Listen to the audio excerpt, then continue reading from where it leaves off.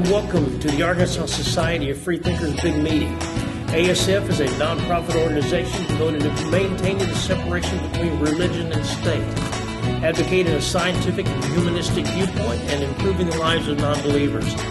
You can learn more about ASF by picking up one of the flyers available at the back table, or on the website arfreethinkers.org. Or the most reliable way is by getting to know some of the members and organizers around you here today. Restrooms are located this way and on the left through that door. Now for our standard disclaimer. ASF is a diverse organization with members who represent a wide range of opinions. The speakers who represent us at our big meetings do not necessarily represent the views of ASF or its individual members. Because we are a 501c3 organization, ASF cannot directly support candidates for public office, but we can advocate for causes such as separation of church and state, scientific literacy, societal progress, and truthful communications. That said, next we have me, who will present our free thought of the day. Please give a warm welcome to Bern Bradley.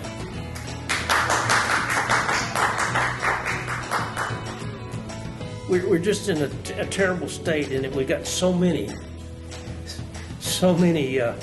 portable devices that we keep our notes on.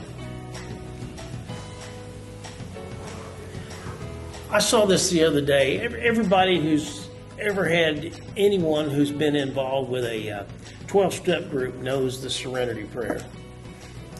I found a different take on it, and I thought this was interesting. Grant me the serenity to accept the people that I cannot change, the courage to change the one person that I can, and the wisdom to know that it's me. I like that. I think too many of us decide that the way to fix ourselves is to repair everyone else. There we go.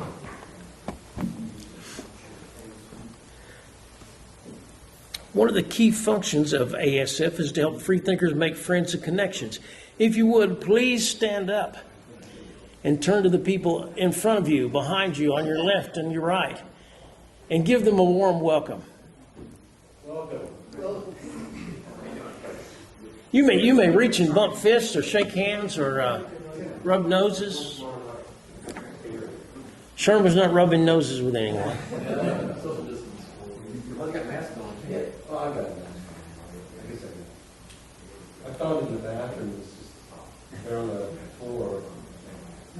Free mask.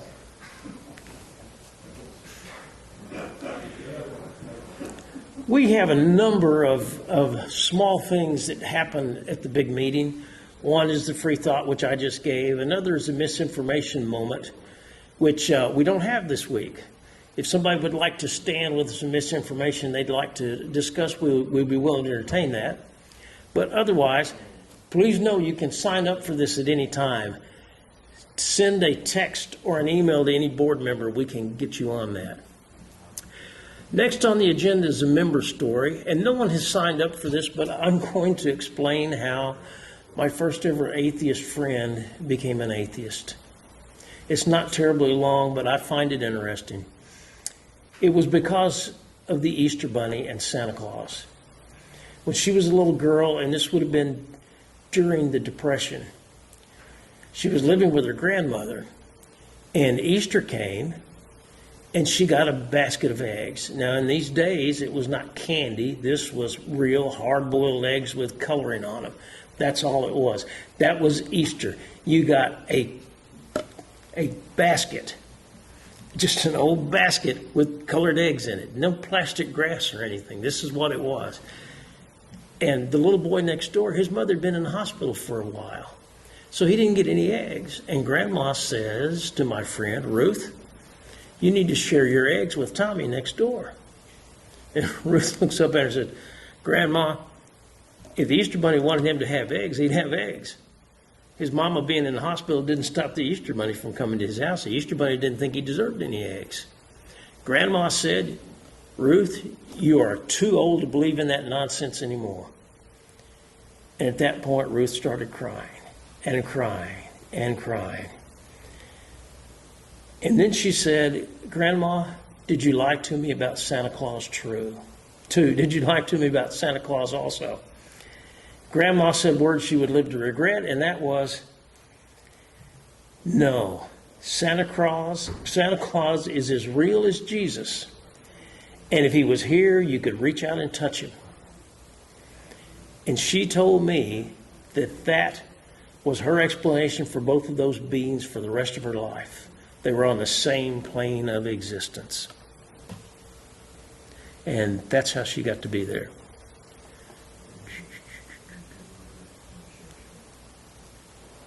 Our big meeting offers you the chance to have your voice heard. Talk to us if you'd like to deliver the free thought of the day, misinformation moment, or member story. If you have something to share, ASF is here to empower you. Thank you. And now our speaker for the day. Now I'm going to have to find...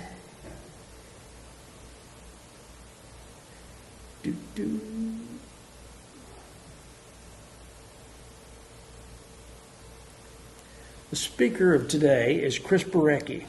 Chris has been investing since he was a teenager. He earned his MBA in 2010. In today's feature presentation, Chris will summarize last year's frenzy around meme stocks like GameStop. We will also think through some of the social and cultural factors that led so many people to lose their life savings betting on stocks that were being hyped on social media. Would you please give a warm welcome to Chris Barecki.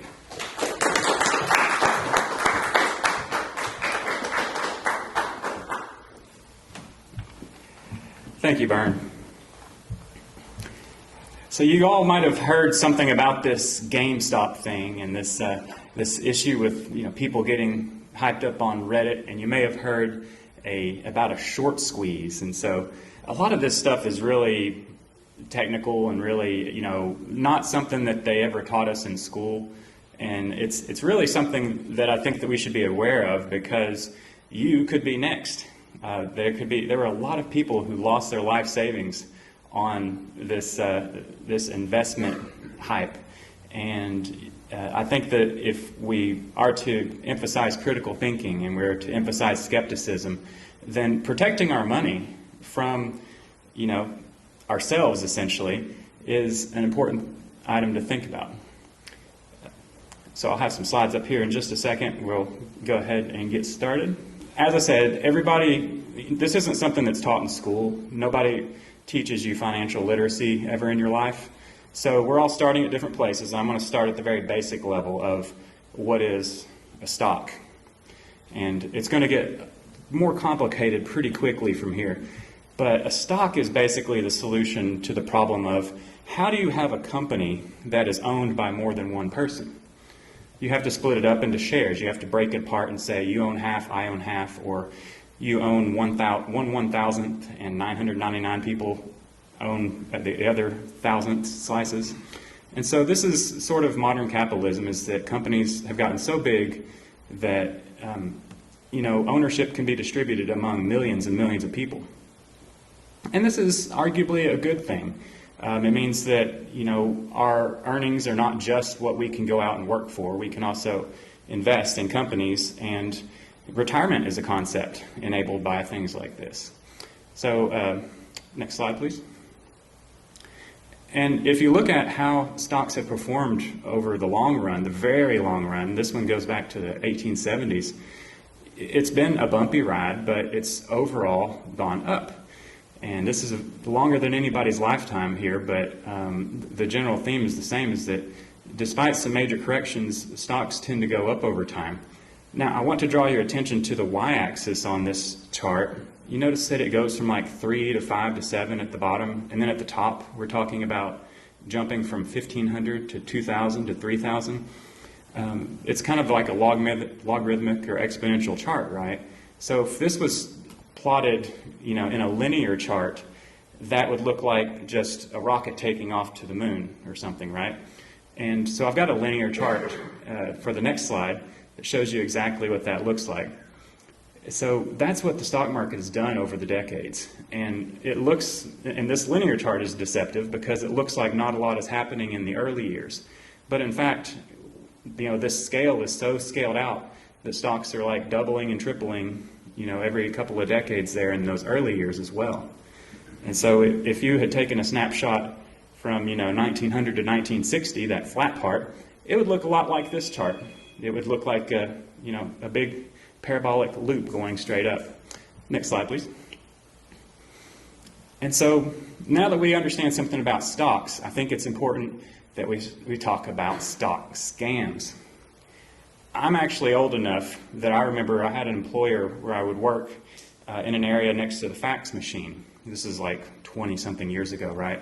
And the fax machine would sometimes, start up and an incoming fax would come in, and we'd pull it off of there, and it would say that you should buy this stock XYZ company because XYZ company, the stock is only 4 cents per share. It's gone down to 4 pennies per share, and we have this and this and this reason for why it's about to take off and go to $1. And if you buy in right now, if you buy 1 million shares at 4 cents each, you're going to be a multi-billionaire probably by next week. And so these faxes would come in, and it's like it's nobody that you know. It just came out of nowhere. And this is an early form of spam, right? Because those faxes, they went out to tens of thousands, if not hundreds of thousands, of fax numbers. And why was somebody trying to hype this XYZ stock? Why would they do that? If they really had information that this company was about to have a technological breakthrough, wouldn't you think that maybe they would buy it themselves rather than sending faxes out and letting everybody know? Well, the truth is it's a pump and dump scam. They have already bought XYZ company at 4 cents, and they have placed an order to sell XYZ company if anybody comes along willing to pay 8 cents for those shares.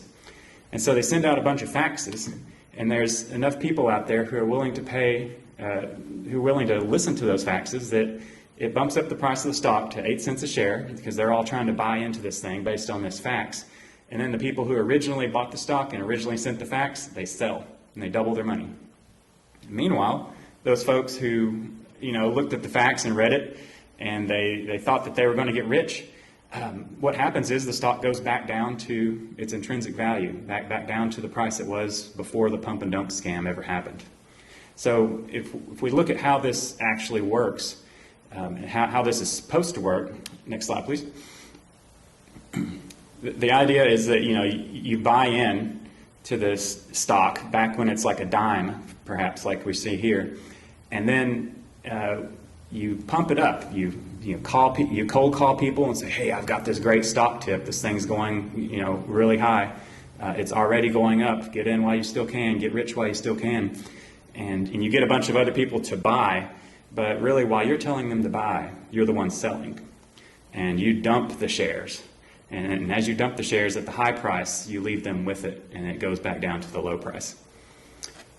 And so this is important because I want you to understand this concept of this scam, because we're going to try to figure out if this GameStop and Reddit thing is one of these pump and dump scams.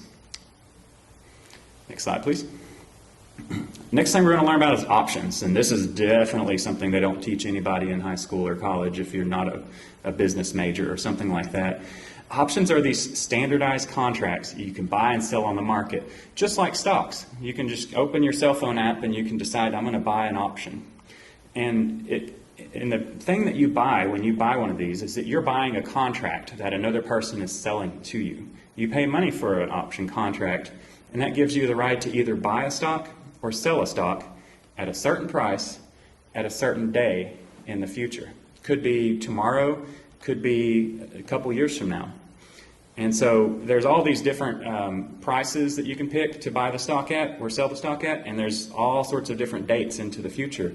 And so, for example, if you wanted to buy a call option on Walmart stock, that might grant you the option, but not the obligation, to purchase 100 shares of Walmart stock for $130 each. And so maybe this option that we're talking about expires next Friday. So if the price of Walmart stock is above $130, then this option is going to be exercised because you would rather buy it for 130 than say 135 like it is in the market. Because if you bought it for 130, you can just turn it around and sell it right now for 135, and that's money in your pocket. If, on the other hand, the stock goes below 130, then you've got this contract in your hand that gives you the right to buy it at 130, but right now it's 125 in the open market. Which are you going to buy it from? The person you have the contract with for 130 or the open market for 125? Well, the common sense thing to do is to wad up that option contract, pitch it into the trash can, and forget about it. Because, like I said, you have the option but not the obligation. Next slide, please. And so there's two types of options. We won't go into all sorts of detail here, but calls are options to buy a share, and a put is an option to sell shares. And so these both have, a set price and a set date. Next slide, please. And the important thing to remember here, and what got a lot of these Wall Street bets investors in trouble, is that options, they cost money, but they don't cost as much as the stock. But what they represent is this really leveraged bet on whether it's going to go up or down. So the price of the option itself can change by a much higher percentage than the move of the stock. So if you buy that $130 call option on Walmart for $4 today, or really tomorrow, because tomorrow's the day the market's open. If you buy it for $4 tomorrow, and Walmart shares go to $200 during the course of the week, something wonderful happens and they go way up, that option is going to multiply in value. It's going to go to maybe $70 by the end of the week. So something you bought for $4 can go to $70. Similarly, something you bought for $4 could go to just zero. It could be absolutely worthless at the end of the week if Walmart stock goes down instead of up. Next slide. Okay, next concept that you have to understand. We're kind of piecing together all these pieces that you're going to have to understand this, what was happening with GameStop. And when you're a short seller, you're betting on the price of a company's stock going down. You think that this company is a turd. They are not going to produce very good income. They are not doing well. Management is incompetent. Whatever your reason, you think that they're not going to do well and the market hasn't realized it yet. So you're going to borrow somebody else's stock. You're going to say, hey, Bern, can I borrow 100 shares of this company from you? And Bern, being a nice guy, is like, yeah, sure. I'll loan you 100 shares. Just pay me a little interest, for tying up my money, and we'll make sure that you give it right back to me end of the week or so. And I say, great. So I borrow Bern's share, and immediately what I do is I go out in the market and I sell it. I sell what I borrowed from him. And my plan is at the end of the week, I'm going to buy it back from the market for cheaper after the price has gone down, and then I'm going to give Bern his shares back. Thank you, sir, for letting me borrow those shares. I actually sold your shares for $10 on Monday, but by Friday it had fallen down to $5, and I bought it back. So I'm just going to hand you back these shares that are now worth $5, and I'm going to keep the difference because I sold for 10 and I bought for 5. Next slide, please. This can also go a little sideways on you if the stock rises instead of falls. If you were wrong about your prediction and it goes up instead of down, then what you did is you bought somebody, or you borrowed their stock and you sold it for $10, but the stock went back up. It went to $20, and I was like, uh-oh, I still owe Bern his shares back. I've got to give him his shares back by the end of this week, and I don't have any choice but to go out into the market and pay $20 a share for those things. And I only sold them for $10. So the difference now comes out of my pocket. So I just lost $10 a share just borrowing Bern's shares, selling them, and buying them back because of the timing of how it went. Next slide, please. It says on the screen, James Schulze entered the waiting room. Oh, okay. Is somebody monitoring that? Yeah, Todd, if you can get that. So, what is a short squeeze, right? I want you to think about what happens if hedge funds with billions and billions of dollars try to play this game. They borrow a bunch of shares from just people in the marketplace, and they sell them. And then they owe people those shares, but they've got to buy them back in the future. Well, what happens if that stock price just keeps going up? Well, what happens is people panic, like you see here in this picture. Like, we're bleeding money. The price of the stock could go up to infinity. There's nothing limiting it, really. So your losses are uncapped with this strategy. And so all these hedge funds and all these large investors and all these people who thought this company was going down, what happens is they all rush to buy the stock. And what does that do to the price? It drives that price right up. It drives the price up. And as the price goes up, more people rush to buy the shares so that they can have something to give back to the people they borrowed them from before the price goes even higher. And so this thing just snowballs on itself, right? More people trying to buy the stock. There's this frenzy to get into it. Other people notice the frenzy. Other people notice that all these hedge funds and short sellers are trying to buy the stock so that they can get out of their obligations. They're by the stock now because they are anticipating that somebody who is short the stock will pay them more for it in the future. And so this can really get out of control. Next slide, please. Here's an example of what happened in 2008 to Volkswagen stock. You know, Volkswagens, the cars, you can buy stock in them. And in 2008, it wasn't looking good for that company. They were in a whole lot of debt. There was this worldwide Great Recession going on. And so as the stock started to dip down, down, down, a lot of people piled in and say, let's short this stock. It's going to keep going down. What happened is as soon as they got all those big short positions, they had borrowed stock from other people and sold it on the marketplace, driving the price down even further. What happened is then Porsche, another German car company, announced that they had locked up warrants to buy like 70% of the company. So all of a sudden, 70% of the company's shares, all these investors realized were locked up and not available for sale on the marketplace.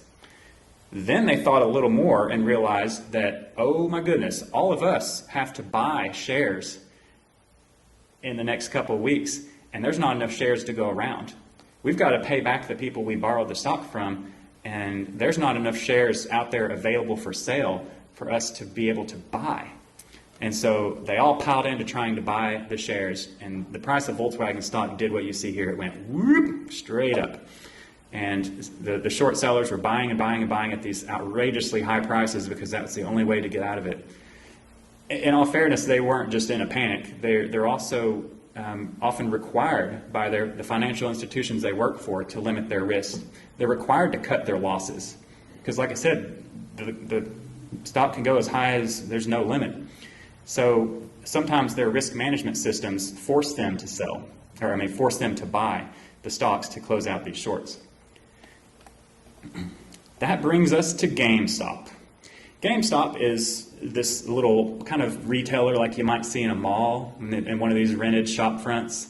And they trade, video games like little discs and whatnot. You can go in and sell your old stuff for, $2 or whatever they give it to you for, and then you can buy a new game for $10 or whatever, a little less than full retail value. So it's kind of like a swap meet for old equipment and stuff like old games and whatnot. And they also sell video gaming accessories and systems. But the problem with GameStop is that during the pandemic, the malls kind of cleared out, right? The malls were not a place that a lot of people were walking through. And also, another thing happened is that a lot of the gaming consoles, they quit having physical media. Like your game that you had, now they're downloaded off the internet. You just, go to Sony's basically app store and you download it and you pay for it right there. And there's no need for a middleman, and there's no drive even to put in a disc. And so this store that's reselling all these old games, they're kind of in a declining market. Technology has lapped their business model. There's not going to be any physical game media in the future that people buy and trade and put into the little disc slot on their video game console. And so in addition to all that, the company was in debt. And in addition to all that, there was the pandemic. And so it seemed logical that this company is going down. They're burning through cash. They're losing money every year. They're going to run out of cash pretty soon. They're going to have to, their debts are coming due, and they're going to have to convince somebody else to lend them money while they're losing money. Good luck with that, especially during a pandemic. And so a lot of hedge funds saw this as an opportunity. Say, hey, we need to short GameStop. Next slide. And so here's what happened with GameStop in early 2021. You know, it started out like a $20 stock, and you know, there was a lot of talk about how many people had shorted this stock, how much of the shares that were out there in the world were borrowed from other people, right? And so what happened was January 11th, Ryan Cohen from the Chewy.com website was added to the board of GameStop. And he starts making waves and saying, we've got to change the way we do things. We've got to become an online retailer, blah, blah, blah. And there's no clear plans, but people start thinking, oh, this is the catalyst, and we're going to buy into this stock. And then a bunch of Reddit users on Wall Street Bets start teaming up and talking about how this stock is going up, up, up. And it is going up, up, up. And they're fueling the fire and talking about it even more. And they say, we're gonna prevent all these short people from being able to have stock to buy. We're going to buy all the stock that's out there. We're going to make it where they don't really have a whole lot of choices about where to buy their stock, and that's going to drive the price of our shares up. And so then, of course, it tumbles at the end. And on this Wall Street Bets Reddit subreddit, like you see here on the right, that's what it looks like. And there's some lingo that they use. There's like a little subculture here. And I think that it's important to recognize the cultural aspect of what's going on. It's a lot of the financial stuff, right over your head, but this cultural stuff, this subculture of how they're talking to each other and whatnot, it's kind of a interesting thing because it makes people feel like they belong in a group. It's kind of like a little internet tribe. Diamond hands, for example, is a phrase to say, you know, my hands are the hardest material on earth. I'm not letting my shares go. No matter how low they go or no matter how high they go, I'm going to hold them, you know, for the long term. Degenerates is what they call themselves, and that's a phrase that goes back to The Wolf of Wall Street, a 2013 movie about a pump and dump scammer and basically degenerate fraudster who makes millions and millions of dollars, you know, talking people into buying really bad stocks, and he just lives this lifestyle of, you know, yachts and prostitutes and cocaine and all sorts of crazy stuff. And it's just a really crazy movie. And this person is like a hero to them because he got rich that way. He kind of went against the system, went against the usual advice of, you know, buy and hold quality companies and they'll go up. And instead he sort of ripped people off and made millions of dollars. So they call themselves degenerates. They also call themselves apes. And they also use the anti or the ableist slur retards to refer to themselves. That's what they call themselves. And the idea here is sort of an anti-intellectualism. Like, I'm not going to listen to the standard advice that I should care about the company's earnings or whether they have a future or not. I'm just going to, you know, do this herd thing. I'm just going to run with the herd like a bunch of lemmings, and that's who we are. They also talk about someday I'm going to buy a Lambo, which is a Lamborghini. They talk about tendies, which are like chicken tenders, right? Like a little kid might say, "Mommy, give me my tendies." That's another kind of joke about how lowbrow their analysis is, but it means dollars. It means that what they want is dollars. And they refer to normal investing, like, you know, buying an index fund of hundreds of stocks or, you know, doing something your broker might advise. They refer to that as boomer investments. That's like the baby boomer generation. That's like old school, like, you know, okay, boomer, we'll be happy with your 6% per year return. We're making that in hours, right? And also they have some loss porn and gain porn, which is people sharing the screenshots of how much money they made or lost. Next slide, please. And so, yeah, as I mentioned, there's The Wolf of Wall Street, that 2013 movie. It's worth a watch, but it kind of gets old after a little bit. There's a lot of homophobic slang and a lot of, you know, ableism on the Wall Street Bets website, and it's just their culture. And they also joke a lot about how if they lose enough money or something, then their girlfriend or wife is going to leave them, or start having an affair with the person who actually is making money on these trades, and sort of implying the gold digger stereotype. So there's a lot of negative stuff going on here, but this is Reddit after all, and these are people who are spending the majority of their days doing this and aren't necessarily the most accountable and out there in the world. Next slide, please. And so they share memes like this. And this is where the concept of a meme stock comes from. If we all buy GameStop, it'll be anarchy. And I don't usually invest, but when I do, I buy GameStop. Next slide, please. And there's a lot of action movies. Like they'll actually have videos where they'll just kind of paste somebody else's face over the characters, and put little labels there to symbolize what it means. Like, so this is GME shares, which is GameStop shares, and people are saying, take your gains, sell it, and they're like, no, we're gonna hold on for dear life. Next slide, please. And so these are only moderately entertaining to most people, but if you see enough of it, it kind of has a propaganda effect on you, right? It's kind of like, well, look, everybody's doing this. It's not so insane if everybody's doing it, is it? Next slide. And some of the favorite movies that they do is like Braveheart and 300, these violent clashes where they're imagining themselves in this violent clash against the short sellers, where they're trying to drive the price up against the interest of these billionaire short sellers. And they're the little guy, they're the David versus the Goliath, and this is also part of the culture. Next slide. Yeah, that's they're buying GameStop just so the hedge funds can burn. It's not a good investment, it's just you want to mess up a hedge fund. Next slide. And Melvin Capital and Citadel Research were two of the hedge funds that were really short GameStop. And these are, multi-billion-dollar hedge funds that people are paying enormous amounts of money to these managers to manage their money and to get a superior return on investment. And so, these hedge funds, these counterparties in the trade, these are kind of all of a sudden labeled as the enemy, and that we have to work together to defeat this enemy and make them go broke. Next slide, please.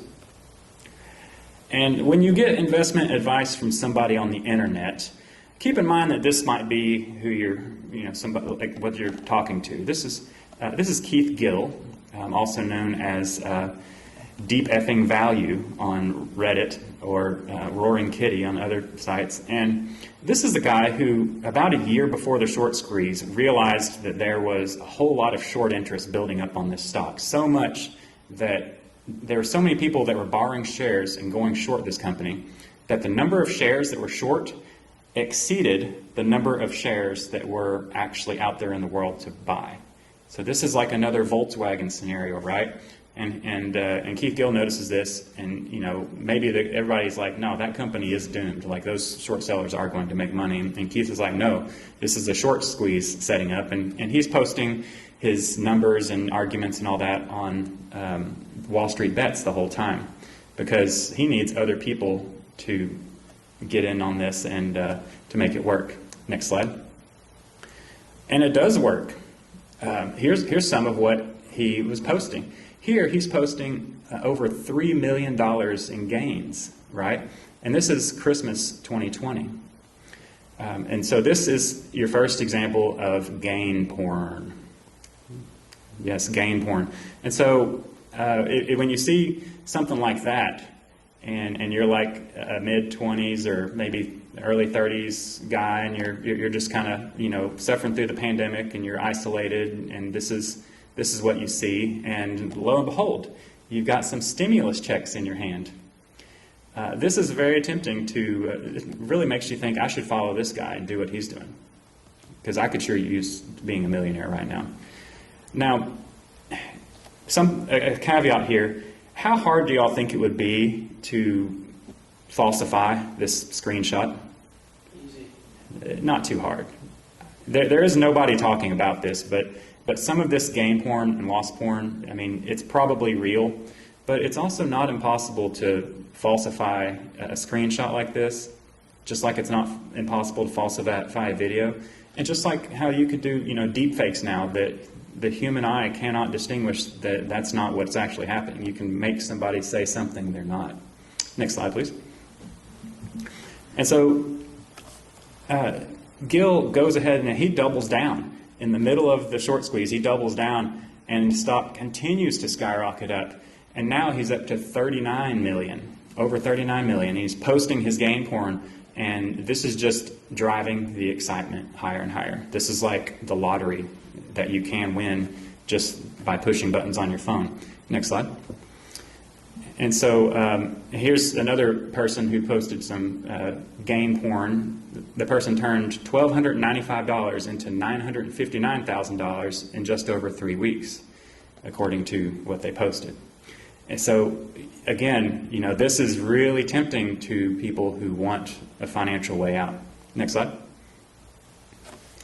And as he's posting all this game porn, as the price of the stock is going up, the media catches on, and they start reporting on this phenomenon. They start reporting on this story, and the number of users on Wall Street Bets, it goes through the roof. They gain 1.5 million people in one day during January 2021. And you know, this is like an all-time traffic record for Reddit. And so people are just piling into this thing that they're hearing about on the news, and I'm sure most of them are just there to watch, but others are actually piling into the investments. Next slide. Here's an example of some of the interest that was increased, you know, in the Wall Street Bets subreddit during the GameStop short squeeze. That right there in the middle, that's you know, waves of people. It went from nothing to that, and then it continued. It continued on for several months. Next slide. Not everybody did so well, though. When it came time to actually, you know, people were actually putting their money on the line, a lot of these people bought at the top, bought at the peak of the prices. And so now we're going to look at loss porn. So we're looking at loss porn now. This person has lost $90,204, and they're down to $22.21, and that's probably their life savings that they've just lost here. And they're asking, you know, is the next month going to make a difference? No, because to get from $22 to $90,000 is going to require many thousands of percent gains, and that's just not going to happen. Next slide. Here's somebody who has lost $98,734, and their comment is, I heard you apes like loss porn. I mean, this is like a life-changing event, right? This is somebody's life savings that are down the tube. We don't know if they have anything else besides this, but they might just be broke. They're down to $7 now when they started with nearly 100,000.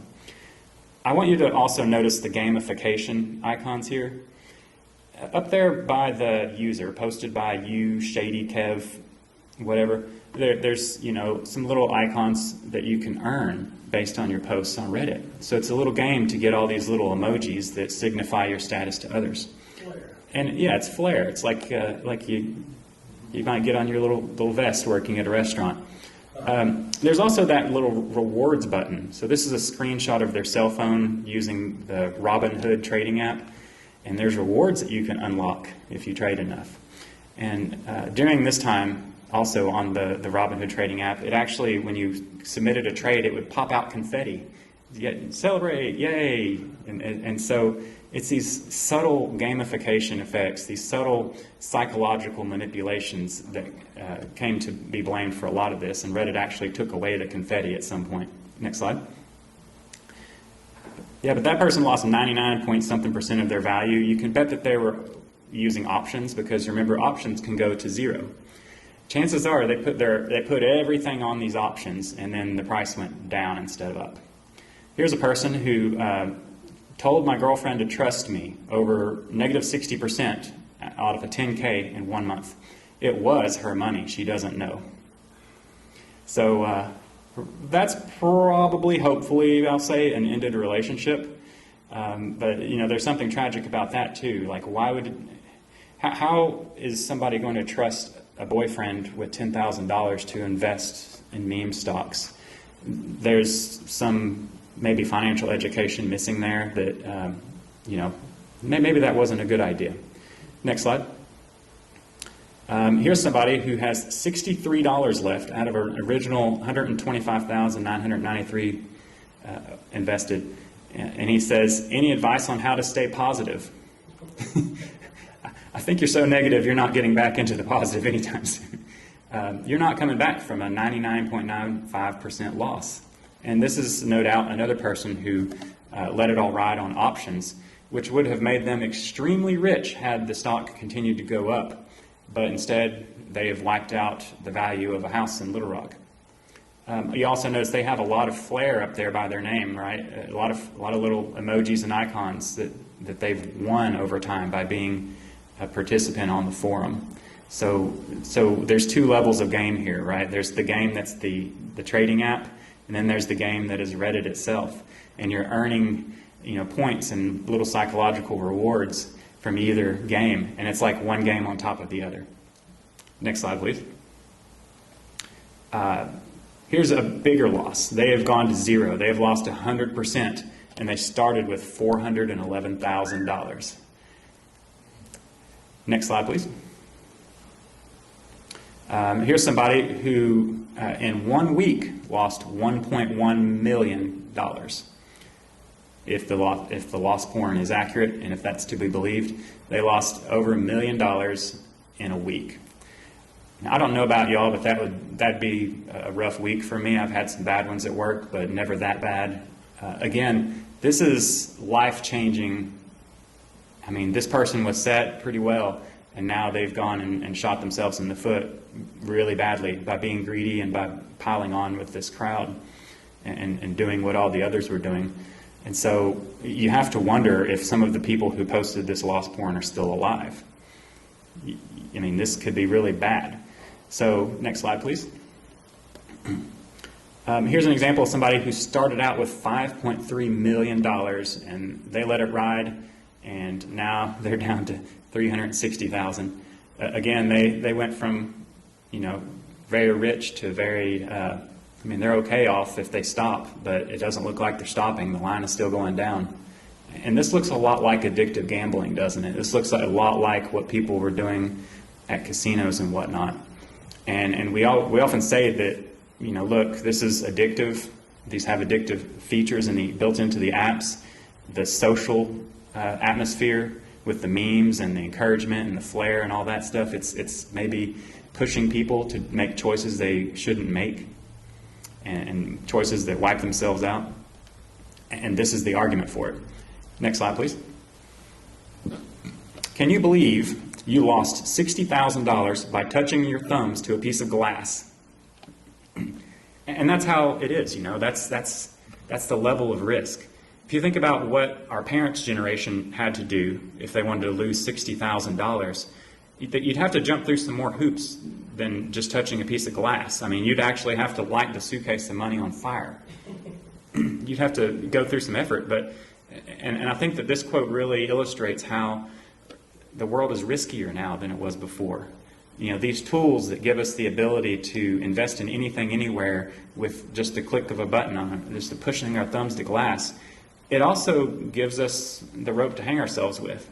And it makes it easy to make really bad choices, whereas it used to be a little harder. Can you imagine back in, say, the 1970s, when you had to actually go and talk to a broker? You'd have to call them on the phone or go to their office and say, hey, I want to do something really stupid that could cost me $60,000. You'd have to actually speak to somebody about that. They might talk to you about risk management a little bit, but now it's just touch the glass. The Reddit crowd that you've been looking at for hours today says go for it, so you go for it, and there goes your money.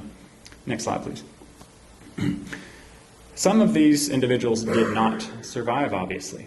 When you lose $730,000, not a lot of people can take that kind of loss. Not a lot of people can recover from that psychologically, and there are people who killed themselves over this. This particular trader on the Robinhood platform killed himself because over the weekend the app was displaying the wrong negative amount. He actually wasn't down $730,000. He was down a lot, but the app had a bug in it, and he died after seeing that. Now that turned into a lawsuit against the Robinhood's trading app, which was kind of a new app. They hadn't thought everything out. It was sort of cheap in a lot of ways, but it allowed for free trades. Free in the sense that you might not get the best execution price, so they're taking you for a penny or two every trade, but you can't see it because there's no fee. But anyway, they had this bug, and this person lost their lives to suicide. Next slide. And then as GameStop started going down again, as all the short sellers had eventually, not all of them, but most of them had covered their losses and bought back the stock at really high prices, that's when all of a sudden the brokers like Robinhood started saying, okay, we've got to put the kibosh on this, because we as brokers are going to have trouble as the middleman connecting buyers and sellers, because everybody is trying to buy and there's no sellers, and we can't continue to function as a broker, as a go-between, because there's certain ways that the broker can attain, pick up liability that way and have to cover the losses themselves. And so they do their own risk management and decide to restrict trading on GameStop and several other meme stocks at that time. And that just blew people's minds, because the people who had put in their life savings, all of a sudden that was the top. That was when it started going back down. And so if you're already on Reddit and you're already a little bit maybe willing to entertain conspiracy theories, then this really sounds to you like, oh, now my broker is in cahoots with the hedge funds that have shorted this stock. And it really sounds like all the rich people are getting together and trying to, make me lose money. And there it is. I see my account, it's going down really fast. Next slide. And that anger turned into death threats and confrontations with mobs against the people who worked for these hedge funds, against the people that they were hoping to squeeze out of it. Because all these people who had put their life savings into options on GameStop, and those options were about to become worthless. I mean, they thought that these people were in some kind of, conspiracy against them. And the conspiracy theories were being posted on Wall Street Bets, and it resulted in, some incidents of near violence. Next slide. So the outcome, when all the fallout was said and done, Melvin Capital, one of the hedge funds, lost 53% of their investors' money. And that means billions of dollars trying to cover, these short squeezes. And Citadel, a couple of others lost, really big, many billions of dollars were lost by several layers of investment funds. Next slide. And so when you think about what appealed to people about this short squeeze, I mean, some people made money if they got out in time. Some people lost a lot of money. And it was really kind of a big tumble. It was kind of a lottery situation. And, people who would get into that situation of getting into this chance, maybe I'll succeed, maybe I won't, I'm just going to leave it to chance. If you're in that mentality, you probably believe that you can't get ahead. And here's a meme that's really interesting. It's like, here's what my parents were doing in their 20s. Like, hey, let's buy this house and have 3 children. And this is exactly what, supposedly me in my 20s can't do. All I do is stare at a screen full of red where all the stocks are going down. And so the idea is that, I can't buy a house because the prices of houses are so high. I can't buy a house because I've got so much student loan debt. I can't buy a house because I'm underemployed, and we've got this pandemic going on that has wiped out millions of jobs. And I'm not going to find a significant other because I'm living in my childhood bedroom right now, looking at the computer screen on Reddit, and that's kind of the best prospects that I have. So I can't live the life that my parents lived because of all these factors conspiring against me, and I can't be successful. So I might as well let it ride. I might as well gamble because that's my only hope. And so people reinforce this message to each other, and this meme kind of reinforces it. If you want this house and 3 kids and whatever lifestyle, you can still get it. But if you believe that you can't get it, then you're not going to do that. You might fall into gambling or whatnot. Next slide. And so we have to think about the COVID generation and the shared experience that they went through that left them vulnerable to this particular phenomenon that the world had never seen before. The COVID-19 pandemic, when this was all going on, it was leading to social isolation. There were people that were unemployed. They were sitting around with a lot of free time on their hands to look at Reddit. They couldn't go to restaurants and whatnot with their friends. And also they were getting stimulus checks handed to them, and it's like, well, what do I do with this? There's also a lack of platonic or romantic relationships. You know, people are, the rate of marriage and the rate of people having kids and things like that have been going down for a long time, and we've often said that that's just how people prefer to live now. There's more than one way to live these days, but a lot of that is maybe due to the fact that they're working really hard just to pay off things like student loans. They have to buy unaffordable housing. The average house in the United States is over $300,000 now. And it's like, how do you afford that on the sort of wages that you can earn as a young person? And finally, there's this distrust of existing systems and this desire to find this cheat code that's going to make you rich. People in my generation, we've lived through 3 financial crises, 2000, 2008, and the COVID pandemic. And so the system keeps collapsing right out from under our feet, and that's the generational experience people are having, right? And so when this happens again, you know, all this advice about hold stocks for the long run or just buy and hold a diversified index and then it goes down 30% anyway, it's like all that goes out the window and you're like, okay, I'm going to listen to the gamblers now and see what they have to say. And then there's those trading apps like Robinhood that have gamified investing. That's also a factor that has never been around before. Next slide. And so here's the question. Was it a pump and dump scam, or was this a multi-level marketing scheme? Because right now the laws are really unclear on that. I mean, there's investigations, but this falls into a legal gray area that has never existed before. Usually with a pump and dump scam, there is somebody out there who is the ringleader, who's running it, who has, you know, bought all the stock, and now they're sending out these faxes or these spam emails saying that you should buy the stock too. And those people are fairly easy to prosecute. This is against the law. You can go to jail for it and that sort of thing. But what do you do when the people doing the pump and dump scam are the ones involved in the pump and dump scam? And what if they're doing it to themselves? What if they're the ones posting their own, you know, encouragement, their own game porn, their own memes on Reddit, and then there's not a ringleader? The people are just doing it to themselves. And so that maybe resembles a multi-level marketing scheme a little more, you know, where you sign up with this company and you're trying to sell stuff, whatever it is, and you get a cut if you can recruit other people to sell stuff. You get a cut of their sales, and then they get a cut of the next people's sales, and you get a little cut. And, you know, in theory, this can make you rich, but in practice, multi-level marketing schemes don't work for most people. So is that what it was? Because it doesn't really resemble that either. It's something totally new. There's not really a precedent for this because the technology has only recently come around. Things like these apps that you can trade stocks on your phone, things such as Reddit. And so this had never happened before, and the law was written to, you know, assume that there's going to be a ringleader, right? So what was it? Nobody knows really.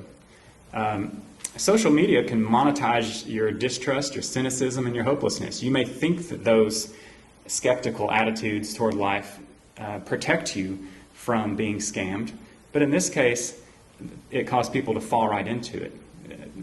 It caught those attitudes, the despair, the cynicism, the idea that I can't succeed. That's the sort of thing that they preyed upon.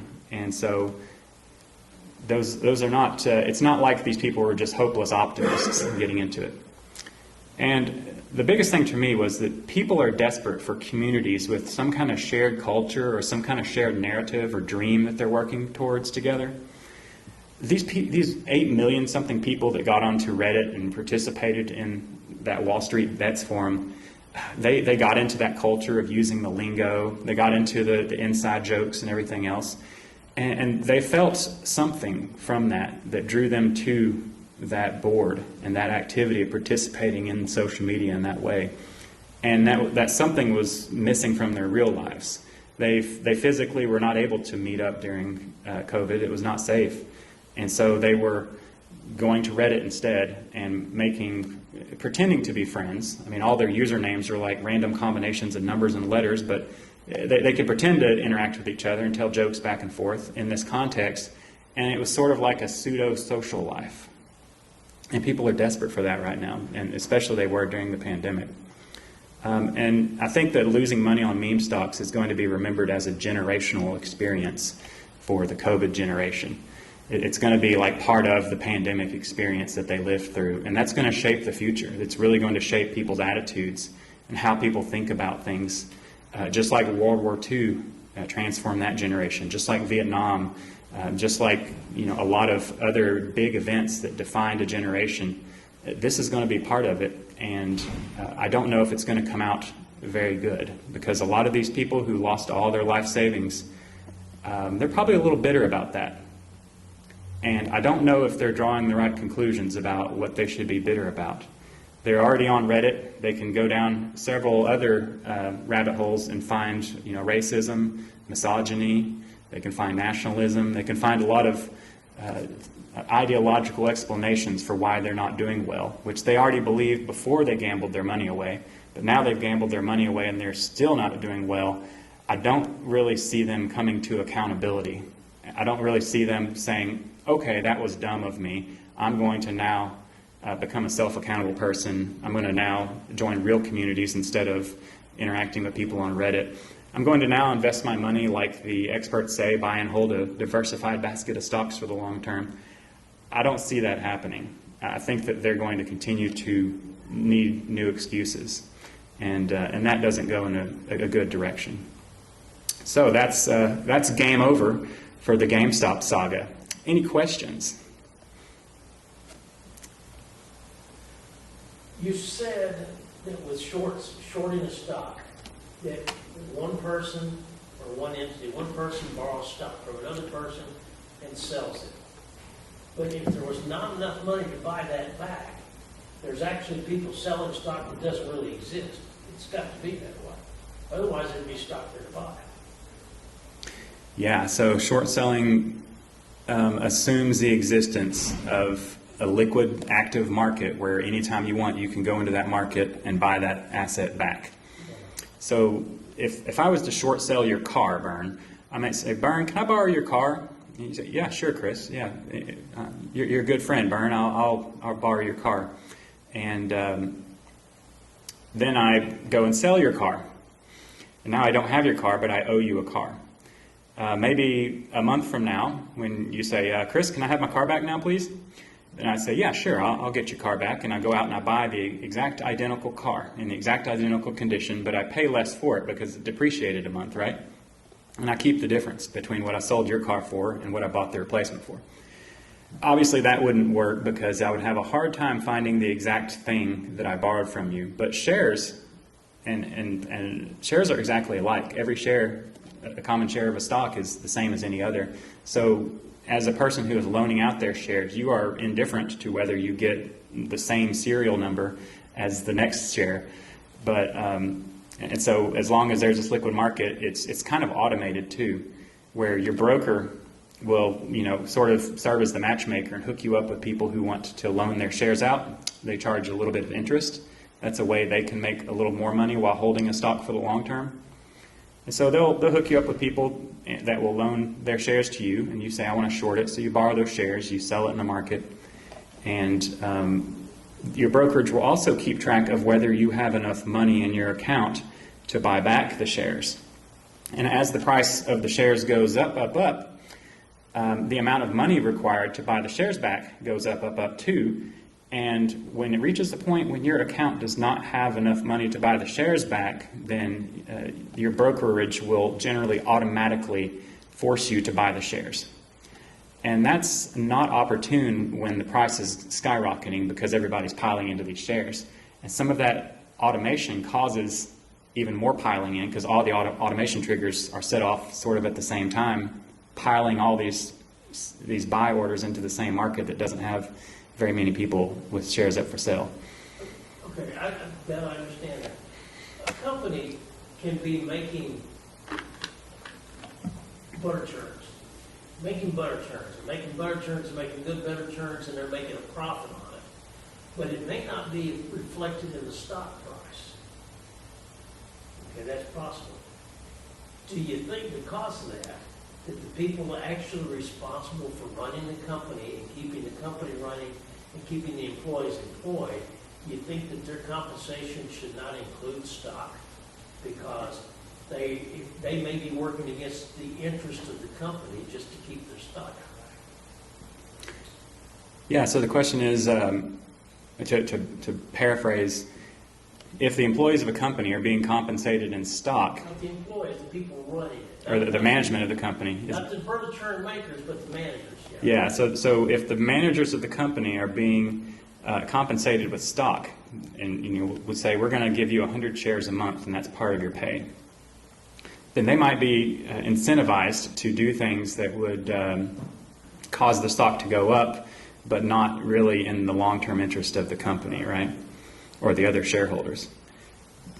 This has been an issue that's been a big issue of concern for a long time, because that is one of the main ways that American executives are compensated is through stock options. And the idea is that, look, if the shareholders are going to pay this person, hundreds of thousands or millions of dollars to run the company, we want them to have some skin in the game, and we want to incentivize them to do things like make the stock price go up, which would also improve, our outcomes, right?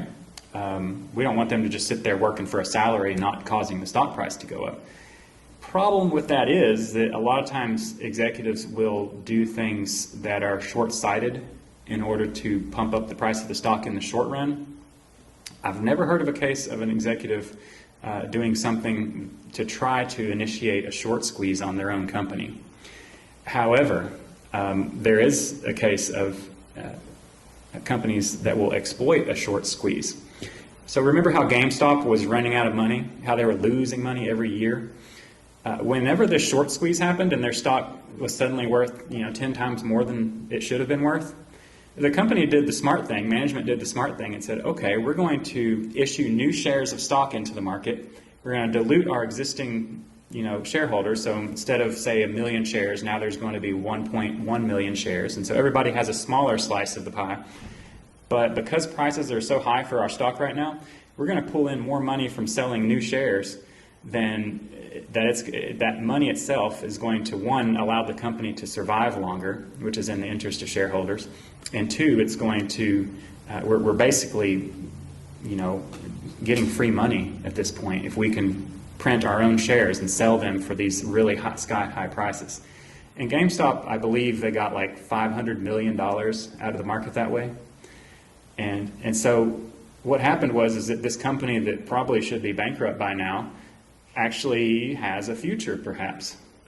It's kind of like the prophecy, the self-fulfilling prophecy, right? Where all these people thought that GameStop was a good investment. So GameStop took their money, basically, in the marketplace, and now they've got a lot of money to work with, and they're looking at all these other directions with selling NFTs, non-fungible tokens, and things like that on the internet, getting away from their old business of selling physical discs for games. So that's an example maybe where management used a short squeeze to help the company. They didn't set it off though. They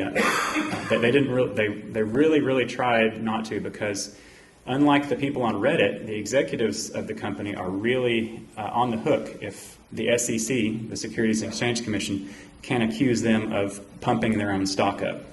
That's really looked down upon, and they could be sued by a lot of people. It's like a jailable offense.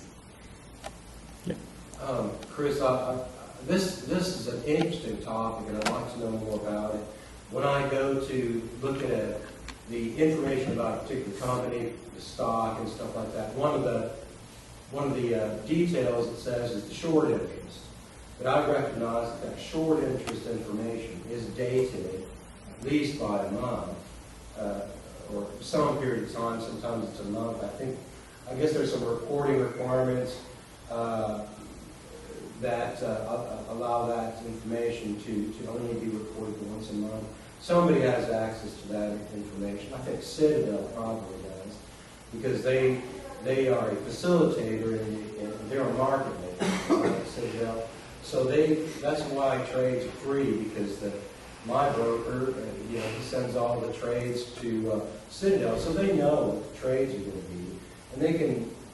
I'm just saying, it looks like they would have an opportunity to really screw people over. What was I going to say? This idea, Citadel. To me, Citadel pulled the scam. They started the scam. They started a dump and dump scam, right? They have immense amounts of money, just immense, unimaginable amounts of money, and so they can control the market until these renegades, from the internet step in. They can control it. That seems like an overly powerful entity. And so when I heard about this GameStop thing, I was like, yeah, somebody's at least pushing back on this exercise of greed to take value from individual investors and put it in their own pockets using this technique of short selling. They're the villain who started this. I could say, it could be said, the narrative could change, right? Who's the real villain that did this? Because that's what Citadel was out to do. Take the value from people's 401ks and put it into their own pockets, and those are their investors. So here's an idea that I read about. I was very entertained by this GameStop thing, because the concentration of power and wealth in this country, ending up in fewer and fewer hands to control wealth, is very disconcerting to me. It's a threat to democracy, really. And so an opportunity to push back against that was, I was rooting for the little guys, and I'm sorry, I'm not really getting to the question. Well, here it is. So then I was reading this article about banning short selling, because this is a technique that's used by the wealthy hedge funds to crush what is perceived as real investor value. It may be low, it may be misguided, but they're crushing, they're taking money out of the hands of smaller investors. Anyway, so I think I don't see, if short selling were banned, I don't see a downside to that. If you've given that some thought, share it, but if you haven't, that's fine. Okay. Banning short selling, to me, seems like an easy answer to these crazy schemes, an easy answer to these crazy schemes. Yeah. Okay. So to rephrase for the recording, I don't imagine that the audience voices pick up very well. To rephrase is that maybe these multi-billion-dollar hedge funds that generally only rich people invest in, maybe preventing them from doing short selling in the first place is the way to prevent these massive dislocations in the market that can throw people off and can cause investors to lose a lot of money. and yeah, there's a lot of talk about that. A lot of people, when they see so many millions of folks literally losing a lot of like 5 and 6 figures of money on a social media phenomenon, we're trying to look for explanations that would prevent such people from losing their shirts in the future. And one of them is, prevent big funds from getting into situations like this where with GameStop, they had actually borrowed and sold more shares of stock than were available, at any given time to buy back in the market. So it would take them like days and days of buying every share that went up for sale in the market to recover those shares and pay back the people they borrowed them from. And so that was looked at as a failure. And also, you also mentioned that the short interest on a stock is published. Like any one of us can go out there and we can see the information of what percentage of the shares are being borrowed right now, in theory, because people are shorting them. There's several different ways to measure how many shares have been shorted, because sometimes people will borrow. Here's how the multiplication happens. If I borrow your shares and I sell them, I might sell them to somebody else, and that somebody else has the shares borrowed from them. and they get sold again to somebody else who has the shares borrowed from them. And that's how you can have more shares that are out for loans than you have shares, because you're multiplying it by multiple people. And that was talked about as a major problem. Maybe there needs to be some limit on that. But in general, the theory is that as long as the companies are reporting accurate information about themselves, and as long as the market makers are reporting accurate information about the market, it's up to you to do your own due diligence and take your own risks and make your own decisions, because those decisions could make you either rich or poor. And it's kind of like the risk is put on the individual in that way. And yet I don't have access to the daily information that Citadel does. Yeah. See, that's the thing, they not only control the investments, they control the information. Yes. And so I think maybe banning short selling entirely would be a solution. And I don't see a downside. Yeah, to recap that, the big hedge funds have access to more information than the average investor, who is only getting their metrics coming in like every month or so about how many shares are being shorted on a stock. Whereas the big companies that they've got, like, Bloomberg terminals that are looking at real-time data, they've got like analytics teams, they've got all this stuff. They've got a decided advantage over you if you're going to try to, scheme a short sell thing, short squeeze or something like that. They should be able to see it coming before anybody does. In this case, obviously they didn't. And in this case, this was also one of the narratives about the little guy taking down the big guy, is that even though they have all these advantages, they kind of overextended themselves a bit, and they bet too much of their money on this idea that GameStop had to go down. And so when something came out of left field, like this Reddit group that was able to organize millions of people to buy the stock, they didn't see that coming, because it didn't show up in any. There was no reason millions of people would suddenly want to buy this failing retailer's stock, except that this thing that never had happened before happened, where people organized on Reddit to do it. And so if you ban short selling, I don't see much of a problem with doing that either. It's already not something that you can generally do in most countries, or with stocks that don't have a whole lot of interest in them. But if you ban short selling, the argument against that is that it prevents people from setting accurate market prices. So if half of investors think a company is garbage and it's going down, and the other half think it's great, the only people buying stocks are going to be the ones that think it's great, and they're going to pay great prices for that stock. And so then all stocks are more expensive perhaps than they would otherwise be.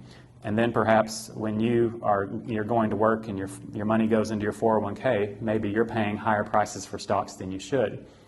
And in the long run, 10 or 15 years perhaps, the thing that's going to make your stock worth any money or not is not who's short or who's long. It's going to be the fundamentals, because usually what ends a short squeeze is that the company posts really good earnings in a quarter, and all those people who are short have to buy the stock real quick to escape their short position before it goes up even further, and it goes up from there, of course.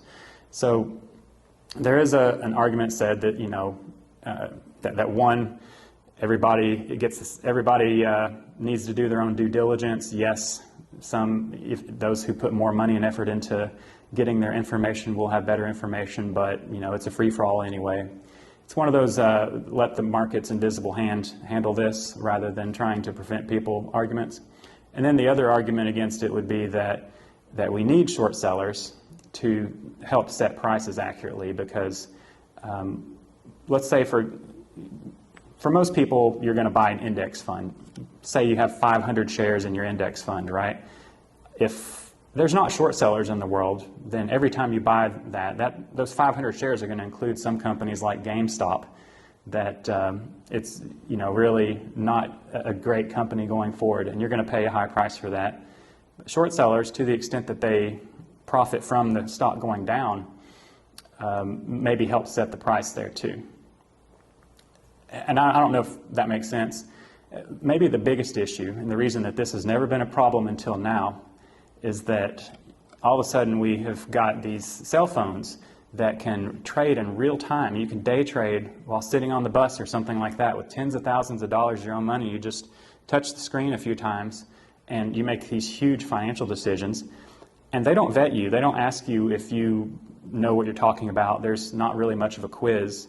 To be approved to trade options, for example, you just answer some questions about your income and years of investing experience, and you can easily lie on those questions. Nobody goes back and checks them. And if you're willing to say that you have what it takes to, you're smart enough and you've done your homework, they'll give you the rope to hang yourself with. And that's not been the case before. So there's another argument, perhaps, that short selling isn't the problem. The problem is that so many people having so much ability to financially injure themselves that they didn't have before. And that kind of rubs us raw, because we think that having more services is better, more democratization of finance is better. When the little guy has tools in their hand that are as powerful as the tools, or really close to as powerful as the tools that the big companies have, that's pretty good. I mean, if you think about it, your cell phone is so powerful.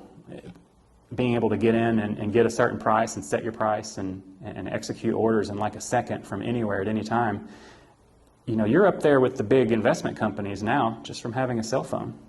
Well, I found that I've never run out of opportunities to lose money. And, I'm lucky that I didn't get sucked into going to a casino and feeling lucky or elevated on drugs or something overly optimistic. The fortune would pay off.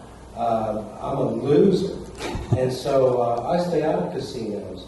And so I've never been without an opportunity, even before cell phones, to lose money. Opportunities, people will bring them to my doorstep. I'll be invited to go on a bus ride to a casino. Oh, isn't that nice? They're going to comp my room.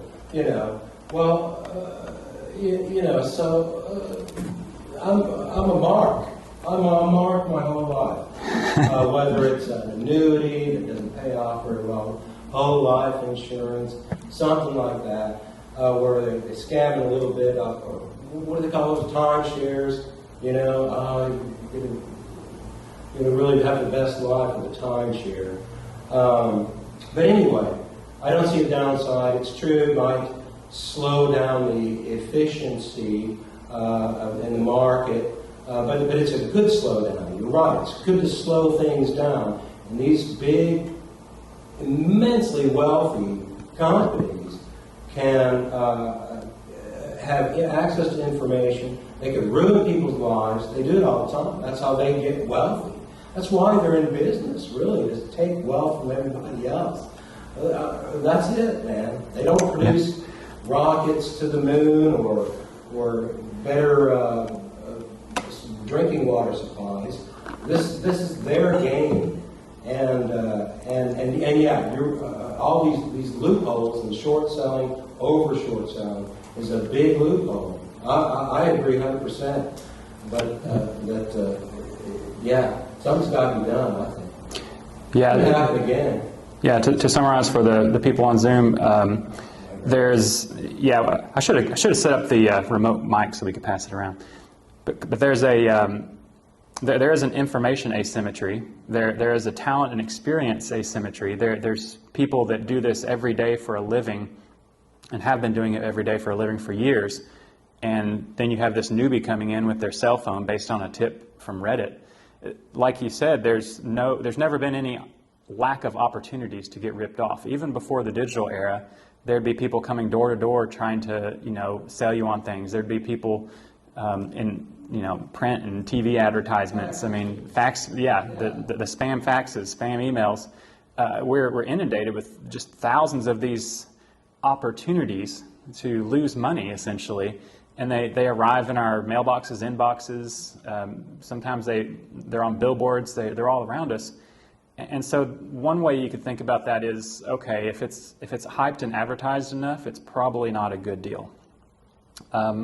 This maybe GameStop falls into that, because when you start hearing about it on the news and you go to this Wall Street Bets site that you heard about on the news, and there's 8 million people crowding into here, and they're all posting about the same thing, that they're buying GameStop stock, and I don't know, that's maybe your first signal to pump the brakes, looking forward. I don't expect your average person to know that. People keep falling for that. But I think what your point is getting to is the multiplication of risks out there, the multiplication of pitfalls. It's like you can, if you don't fall for the GameStop thing, then maybe somebody cold calls you and you fall for a scam and you give them your social security number. Or maybe you click on a link in an email and all of a sudden your accounts are drained. There's just so many ways to lose and so few ways to win that it's kind of like the deck is stacked against people, and maybe from a policy standpoint, we need to start looking at how can we reduce the ways for the average person to lose their life savings or to invest poorly. Well, we have to remind ourselves that companies like Citadel, that's what they do. They're out to take my money. That's their job. They'll take anybody's money and give it to the hands of those few people who have bought into their reward system. But I mean, that's their job. So one way to curb their ability to manipulate the market price of anything would be to ban short selling. Yeah, the funny thing is the GameStop narrative is not a completely clean David versus Goliath thing. Because when the GameStop saga was going on, there were other hedge funds that saw what was happening. They saw that their peer, Melvin Capital and Citadel, had gone way short and they were way out on a limb here, and the price was shooting up on them. And some other hedge funds started piling in. So it's debatable whether the Reddit apes had as much to do with it as the other hedge funds piling in and basically eating their competitor and taking the money. So in that sense, it was mostly a transfer from one hedge fund to another, or one set of hedge funds to another. And in terms of the individual investors who got caught up in this, it was sort of a transfer from one set of individual investors to another, because your outcome depended on if you bought early and sold at the right time, or if you bought late and had to watch it go down. And the funny thing about, since January 2021, I thought that GameStop would go back down to its, its pre-bubble levels. I thought the hedge funds would never touch it again with a 10-foot pole after being burned this badly and losing hundreds of millions of dollars, billions of dollars. And I thought that it would just go back to its normal level, kind of like what Volkswagen did on that slide, That actually didn't happen, because what happened was it became a tug of war between the short hedge funds and the long hedge funds that were trying to take advantage of the shorts. The amount of short interest in GameStop, it continued to be really high, even after it had collapsed, because after it had collapsed, people were piling into more short positions. They were saying, oh, it can't go down much further from here. And then people were piling on more long positions, saying, look, the squeeze has not been squozed just yet. It's got some more squeezing to do. All these other people are now shorting this stock. It's the same setup as before. And what happened, instead of GameStop reaching kind of an equilibrium level and the whole thing being over with, what happened since then is that GameStop has gone up and down, up and down, up and down. And the whole value of the company is no longer based on any particular day. It's based on whether there's a short squeeze growing or whether there's a short squeeze shrinking. And this is just going in a cycle, up and down, unpredictably. And it's hedge funds battling it out. It's hedge funds, some of them going long, some of them going short. They're betting against each other, and they're taking hundreds of millions of dollars from each other at a time. And sometimes they win, sometimes they lose. And it's this really multi-dimensional chess game going on out there. And you don't hear much about it on Reddit anymore. I mean, there's still people involved in that and posting on it, but that thing has kind of come and gone. And so now the stock is getting squeezed and unsqueezed over and over again. It's still way over anything that an analyst would say it was worth, based on how much money the company is worth or what their prospects are, because they're still losing money like nobody's business. They're still bleeding cash and closing stores and things like that. And they're probably heading toward bankruptcy, in my opinion, one way or another. I don't think this NFT thing is going to probably work for them. Infamous last words, as they become the biggest corporation someday. But well, thank you for talking about this today. It's a super interesting topic, and often wonder, did I misunderstand how this GameStop thing worked? But you validated some of my perception about it, and it was very interesting. I like your talk about the cultish or kind of aspect of the Reddit contributors. It's very interesting. I also think so. The comment was that the culture of the Reddit forum and how that sucked people in was kind of interesting, and I also think that's the more interesting part of it. Yeah, these hedge funds are battling it out and trying to take people's money, and people are getting excited. But why did people listen to these characters on a Reddit board that they don't know them other than just this alphanumeric, username? Why would you listen to somebody like that? Why would you not go to a financial advisor or somebody who knows, who has credentials, knows what you're talking about? A lot of that is distrust of institutions, distrust of existing systems, distrust of the old advice, which seems not to work anymore to people who are trapped in cycles of student loan debt and new realities that didn't exist back in the day when the old advice was created. And so all the old ways and all the old knowledge and the path that you should take in your investments, to a lot of people seems like that's old-fashioned and out of date, and that the only way you're ever going to get ahead is to win a gamble, and that's what they believe. And it's kind of this nihilistic pessimism about life, you could say, in this world where risks have multiplied all around us, where it's really hard to buy a house or to get out from living with one's parents or to do anything other than stare at a computer screen all day. And so, yeah, the cultural part is important, because those same cultural conditions that exist that caused this really big event that affected, huge institutions and resulted in ruining or making thousands of people's lives, that kind of thing could happen again. It could happen in another domain, maybe not in investing, but maybe somewhere else. And maybe with the January 6th riots, we saw another manifestation of that, of sort of, we used to laugh about flash mobs, ha ha ha, that's kind of funny. You can organize this group of people to meet up on the internet. Well, it's all fun and games till that turns into a flash riot, or a flash lynching, or a flash, a flash mob that breaks the windows of a store and everybody rushes in and grabs everything, and there's too many people for the cops to stop.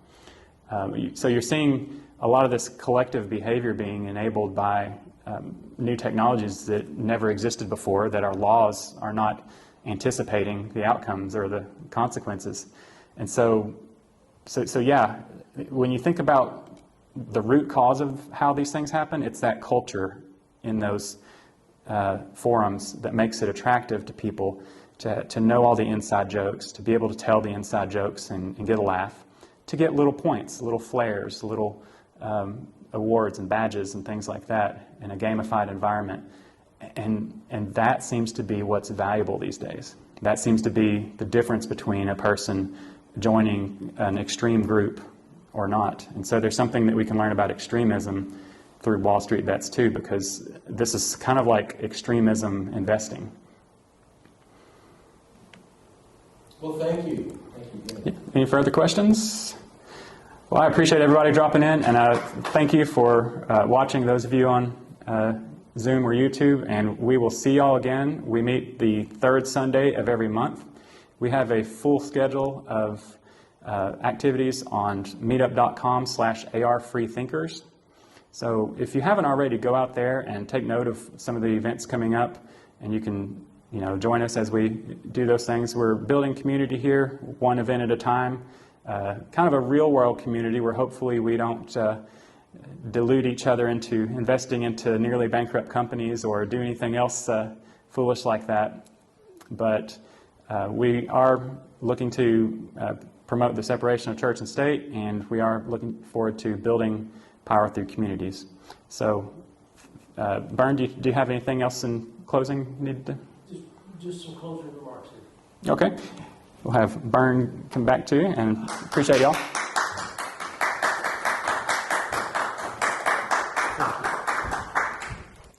Guys, most of you don't know any way of knowing this, but up until Wednesday of this week, we were supposed to have 4 pirate people here. One was going to be a Zoom. The other 3 were going to be here in person, but COVID struck. And I don't know how long Chris has been interested in this stuff, but he put this presentation together since Wednesday, and that deserves a hand.